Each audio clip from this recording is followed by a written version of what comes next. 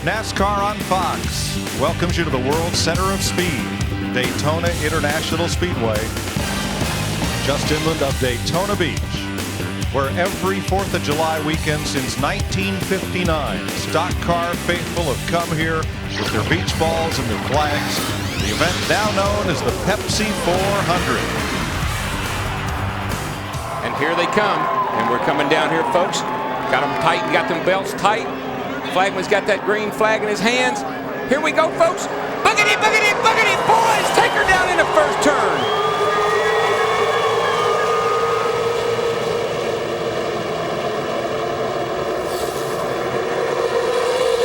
Jeff Gordon on the start of the race in the 24 car, he looked like he almost got knocked below that yellow line. You heard Jeff Hammond in the pre-race talk about the out of bounds. You can't be below that yellow line anywhere around this racetrack. And the thing about it is you can't be patient if you're middle of the pack back. You've got to get up in there and get after them because you want to get with some cars that are fast. 2 wide, middle of the pack, 3 abreast in the back of the pack. This is the eye of the storm. That's what you got to watch for right there. That's where the action is. And this racetrack is wide enough to run 3 wide. It's wide enough to almost run 4 wide on the backstretch. The problem is on the exit of the corners, it's like running into a funnel. The racetrack narrows up. Here they come as they exit off the corner. And what happens is the cars move around. When there's this many cars around each other, the wind is buffing the car around. You're 3 wide. The wind catches the front of your car, lifts it up, and into the car outside of it you go. And the longer we go on the run, everybody's on fresh tires right now, full of fuel. The longer we go into a run, the front end will want to turn less and less on the exit of the corner. That's when you get in trouble. And what you'll find right now is all these drivers will work with each other right now. They'll squeeze up and let you in because they're all packed up there together. But as they start to spread out a little bit, you can't do that. Tony Stewart, who completed only a couple of laps in February due to a blown engine, spins to the infield in the back straightaway. Let's see what happened here.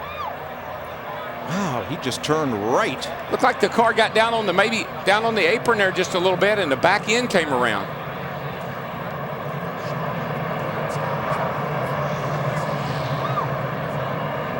Perhaps repairable damage, perhaps not.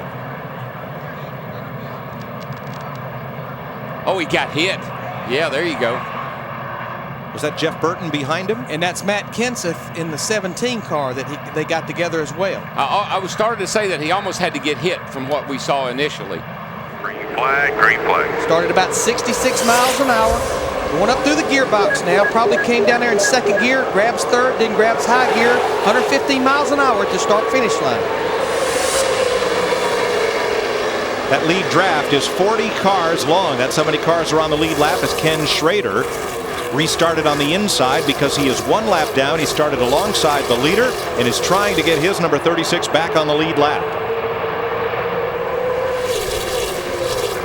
And he has the help of fast race cars. Jeff Gordon in the 24 car, Dale Jarrett in 88, that inside line lined up behind him. I mean, look how close these guys are running. And this is getting up to almost 185, 190 miles an hour. That's why we wreck. When you race that close together, Clear, just one clear. little slip, and you're into the guy, and you're 180 mile an hour, and you wreck. Him and Rusty Wallace in the 2 car, they're starting to work that high groove. There you see Mike Wallace in the 33 pulling up behind him as well. Now they have Harvick in the 29 caught in the middle. What he's listening for right now is the spotters say, clear behind somebody. He's not doing that on purpose. He's not going backward on purpose. Whoa, he just about got in trouble right there off of going into turn 3. He and I believe that's Todd Bodine or Smoke. Here it goes. Trouble. Car. Hard in the wall goes Mike Wallace. Scoots across into the grass, and half the field goes to pit road to take evasive action as the caution flag flies. Jeff Gordon, a 2-time winner of this race, has been lapped. He made a pit stop just at the end of a caution period for a flat left rear tire. Stayed out in front of the pack for some time, but now he's been lapped, and he and Sterling Marlin got together a lap or so ago. Here's a look at it. I'm thinking Jeff probably tried to block Sterling so he could get up there and run and try to stay in front of him. But you know what, Larry? You may or may not know this. I think you do. Dale Earnhardt ran a bigger bar into his bumper than most other guys did, just so when he bumped somebody like that, he didn't get his front end all caved in. Sterling Marlin, Waltrip in 2nd. Dale Jarrett, Dale Earnhardt Jr. side by side for third, and Rusty Wallace looking on.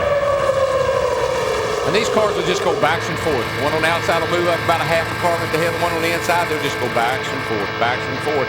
Can't quite make the pass. And you know what, guys? We've had our longest green flag run here, about 27 or 28 laps, and we have a typical Daytona now. We have about 3 or 4 packs out there. What's different from here, from Talladega? Handling is more of a characteristic here. It's more of the package. Your car has to drive good. Turn 4, car hard in the wall, Kenny Wallace. Caution is out. Where's Jeff Gordon? Trying to get back on the lead lap, no doubt. Caution out, leaders in turn 2. Now the leaders will not race one another, so here comes Gordon trying to bust his way through traffic. Get by them if you can. Track's all clear. That's Ronnie Field, Gordon's spotter. I just don't believe Sterling Marlin will let Jeff Gordon have this lap back.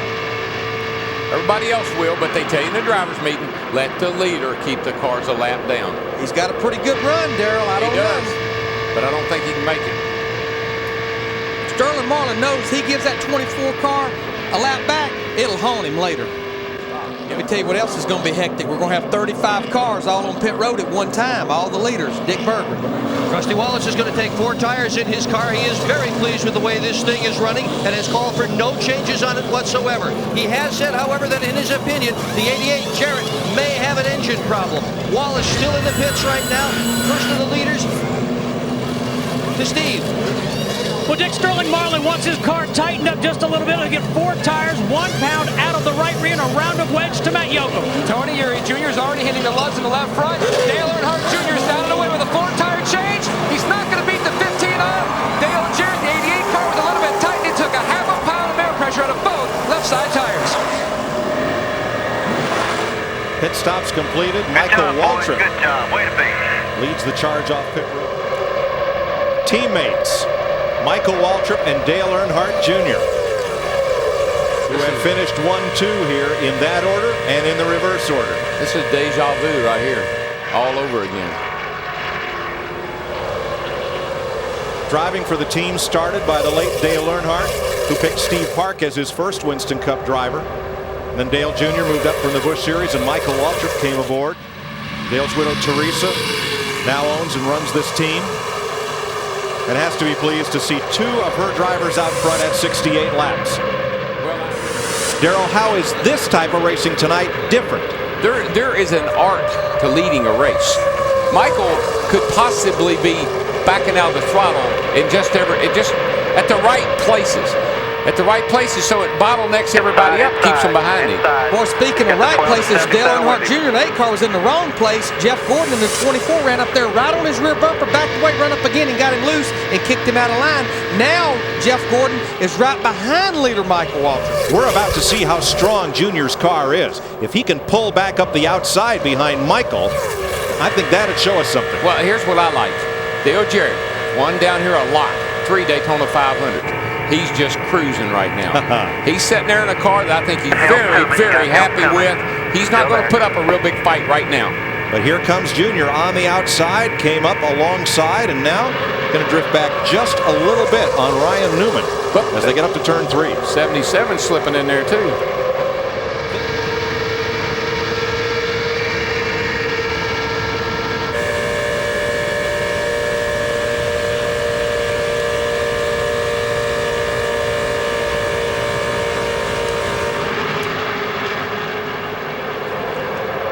Elliott Sadler was trying to get his lap back without success. Here comes Junior slicing through the middle of Sadler and Sterling Marlin to try to join his teammate Michael Waltrip at the front. Well, this is nail-biting time again. Here we are near the end of the race. Everybody's kind of trying real hard. Guys are lap down. Guys trying to get themselves in a position to win this thing. Remember when the race started and I told you the center there right along in here was like the eye of the storm? Well, the storm is brewing again. All it takes is for one of those front cars to come up off of turn 2 or turn 4, have to get up out of the throttle just a teeny bit because the car pushes and you get run into from behind, and here we go. And as the lap counter ticks down, the pulse rate ticks up. 26 to go. It's called the intensity. The intensity is picking up.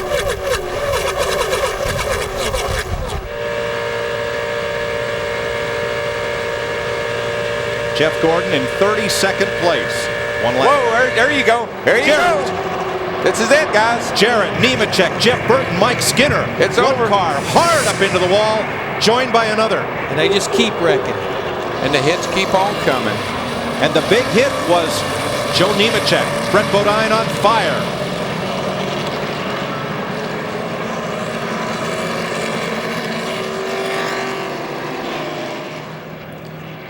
Joe Nemechek is out of the car. Brett Bodine is out of his car. The wings will be extra crispy tonight. This starts by somebody getting crowded down on the apron here. Oh, Dale Jarrett. Dale Jarrett goes Gets down bumped. in front of the 21 car, wasn't that? Oh, no, Jeff that was the Burton. 99 car. Oh, man, you're right, Mike. Nemechek took a hard lick. Then the 4 car. Saw the lick that Brett Bodine and 11 took there in front of Joe Nemechek. Steve Park.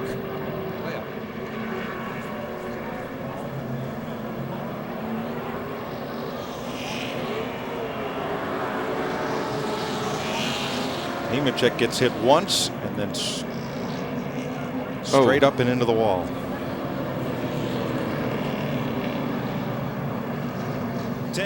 Here we come. If you're going to do it, you got to do it now on this restart. You got to do it right now.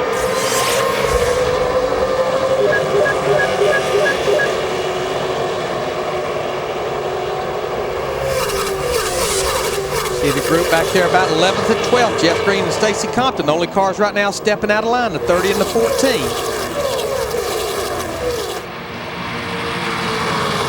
Rusty had some help now. He's in a good spot to get a big strong run off of turn 2, but he's sitting in it. He's kind of in the cradle right there. He's got nobody to help him. But here comes Newman up with Wallace trying to help. Matt?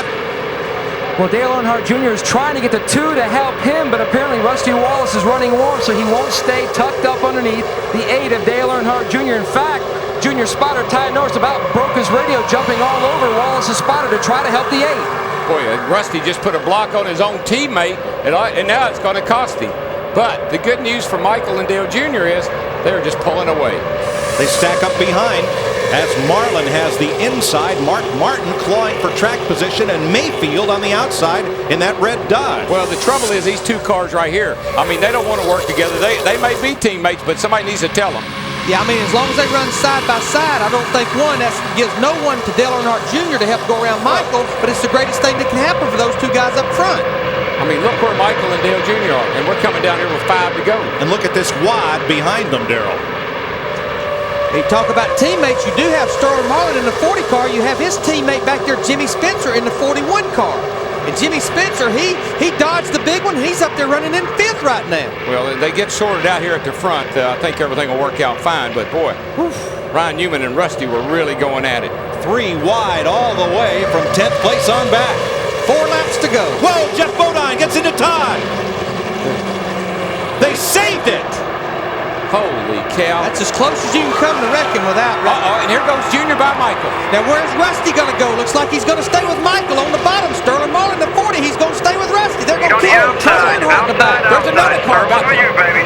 Cars are all over the place again. Ryan Newman in the 12 car. Dave Blaney in the 77 as well. And they're racing back to the caution. And this could be the race. And here comes Sterling making a run.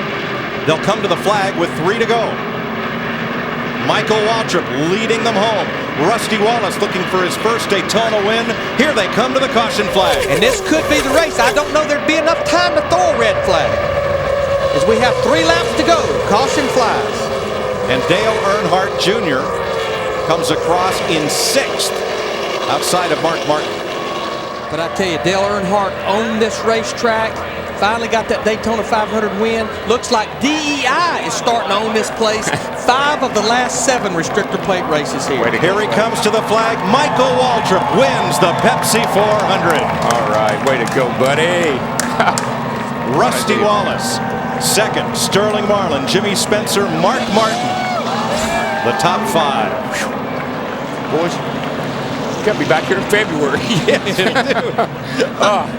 I love seeing him win a race. I mean, it's a great thrill. Slugger Labby is crew chief. And we heard Matt Yoakum talk about it, getting his first career win as a crew chief. I think I should have followed him, but all the guys in the pits, you know, they put a lot of effort behind this car, and they want to celebrate a victory because they know the car is capable of doing it. But I was kind of by the same position Michael was in Talladega, so I should have just stayed behind him. We could have finished second. I'm real proud for all my boys. I'm real proud for Slugger. He just worked on this car till he made sure it was faster than everybody else's, and man, we won the race. We fended off a challenge from our teammates, so nobody can say we just held formation.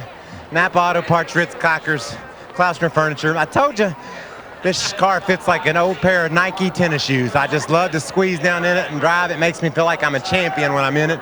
And what a great night. It handled perfectly. We're going to party. We're going to celebrate.